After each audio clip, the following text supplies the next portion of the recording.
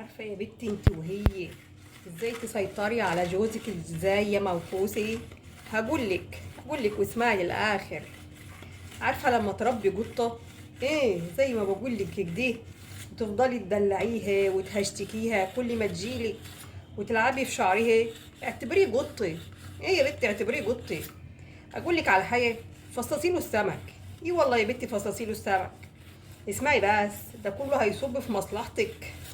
طولي بالك معاي وانا هقولك ازاي. حسسيه بهيبته يا بيه، حسسيه بهيبته بمكانته وبعضلاته المنفوشه دي على الفاضي.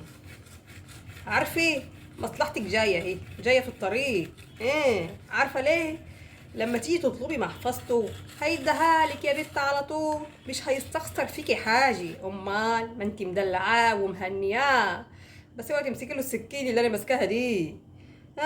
مش هيستخسر فيكي حاجه يا بت. بس يا رب يكون فيها فلوس، يا رب يكون فيها فلوس.